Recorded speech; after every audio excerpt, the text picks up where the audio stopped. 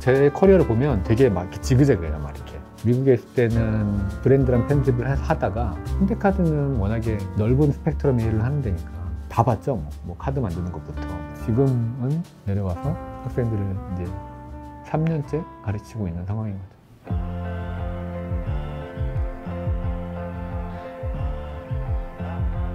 보통의 연구소, 그러니까 랩이라는 게 붙어 있다면 실생활에서 사람들이 만나기는 어려운 것들의 연구 결과물들이 나오기 때문에 사람들과 친숙하지 않은 게 보통 대부분이잖아요. 근데 여기는 신기하게 미디어랩이라는 이름 하에서 실생활에서 사람들이 재밌어하고 사용하는 그런 분야의 것들을 많이 다루다 보니까 제가 이 브랜드 얘기를 하면서 할 수 있을 법한 그런 대학의 연구소가 된 게 아닌가라는 생각이 들어서 보통 사람들이 알만한 유명한 학교들이라고 하면 그냥 이름이 유명한 학교인 거지 그 학교가 뭘로 유명한지 사실 알기 어려운데 MIT 미디어랩은 어떤 대학? 거기는 한마디로 하긴 뭐 하지만 아무튼 신기하고 재밌고 막 이상한 거 미래를 볼만한 이런 것들을 만들어내는 연구소야. 새로운 개념을 만들어서 그것들을 활용해서 다음 세대에 나올 법한 제품이나 서비스들을 만드는 단초가 되는 연구를 제공하는 그런 데로 유명해서 미래라는 말하고 되게 어울리는 데인 것 같아요. 미디어랩은 새 건물하고 약간 오래된 건물하고 두 개가 섞여 있긴 한데 새로 지은 건물이 되게 독특하게 저는 인상적이었어요. 철제봉들이 연결돼서 벽면을 이루고 있어요, 파사드가. 근데 이거를 가까이서 보면 케이블 타이로 다 묶어놨어요. 시쳇말로 약간 짜친다고 해야 되나? 근데 이거를 제가 MIT 미디어랩을 둘러보고 나서 생각한 게 이게 MIT 미디어랩이다라는 생각이 들었어요. 정말 대단한 기술을 가지고서는 미래를 그려주는 게 아니라 지금 현지에 있는 기술들 그리고 그걸 한 사람이 아니라 여러 사람들이 엮여서 실생활에 쓰면 좋을 것 같은 그런 제품을 혹은 그런 서비스나 이런 것들을 만들어내는 데인 거예요. 이게 너무 어울리는 거죠. 돗대기 시장 같아요. 자기 작업들을 다 가져와서 지나가는 모든 사람들한테 어필하는 거예요. 물어보면 막 정말 땀을 뻘뻘 흘리면서 막 설명을 해줘요. 근데 안 되는 것도 되게 많아요. 시연이 안 되는 것들도 막 당황하고 막 이런 것도 있고. 근데 너무 재밌어요, 그 자체가. 전 세계에서 모든 기업들이 모였을 거잖아요. 어떤 건 진짜 정말 아무것도 아닌 것처럼 보이는 것도 있고 어떤 것들은 정말 우화 소리 나오는 것도 있고 그 자체가 되게 저는 신선한 충격이었어요. 그냥 학생들이 바로 다 맞닥뜨려서 찾아온 사람들한테 손님들한테 소개하는 거예요. 그런 막 왁자지껄한 분위기도 재밌고 그 안에서 경험하면서 계속 머릿속이 돌아가는 거죠. 연구의 결과 발표가 아니라 과정 발표라는 게 느껴져요. MIT 미디어랩은 이런 곳이야 라는 얘기를 하는 것 같아요. 그래서 이런 좀 살아있는 느낌의 이런 행사를 준비하는 게 아닐까라는 생각이 들었어요.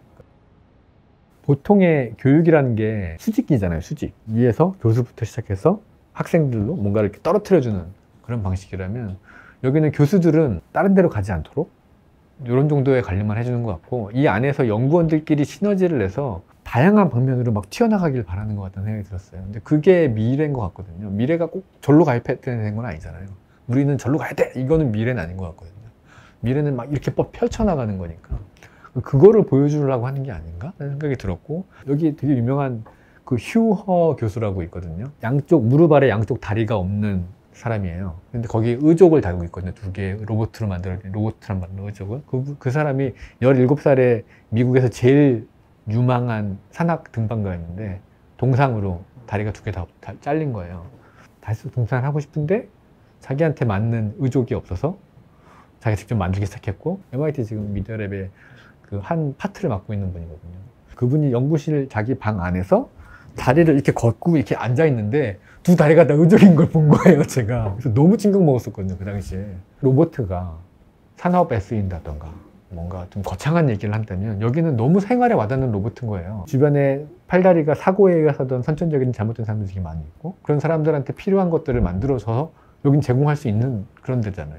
저기 뭔가 기술이 되게 재밌는 데였어가 아니라 너무 유치한 표현이긴 한데 꿈공장처럼 자기들이 생각하는 것들을 다 뭔가 펼쳐서 만들어내서 보여주는 곳이야. 세상에 없던 기술을 개발해서 여기가 하는 데가 아니라 기술을 적절히 잘 사용해서 뭔가를 만들어내는 데라서 그게 접근 가능하고 뭔가 활용할 수 있을 것 같고 그리고 나도 막 아이디어가 샘솟게 만들어주는 것 같더라고요.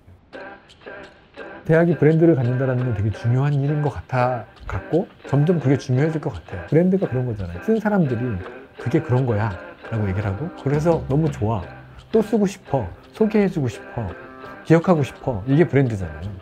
대학이 과연 그런가? 생각해보면 대학은 그냥 우리나라는 이렇게 서열로 되어 있고 그 서열은 거의 99% 몇몇 지방에 있는 유명한 뭐 카이스트 같은 데 빼놓고는 99%다 서울에서 가까운 데로 고위공무원들 많은 데로 그렇게 다 되어 있는 거라서 학교의 특성은 드러나지고 있지 않은 것 같아요. 물론 이제 MIT도 워낙에 유명한 학교고 미국 안에도 수재들만 가는 학교 유명하긴 하지만 그 연구소에는 디자이너들도 많이 있거든요. 이것들을 좀 더 말랑말랑하게 만들어주고 이 시각적으로 봤을 때도 다분히 흥미롭고 완성도 높게 만들어주는 그런 역할을 하고 있는 거라고 생각이 들어서 그래서 MIT가 특별해지는 거고 MIT라는 게 대학 혹은 대학 연구소로서 다른 데들과 다르게 미래 혹은 뭐 가능성 이런 거에 초점이 시키는 그런 브랜드를 가지게 된 게 아닌가 싶어서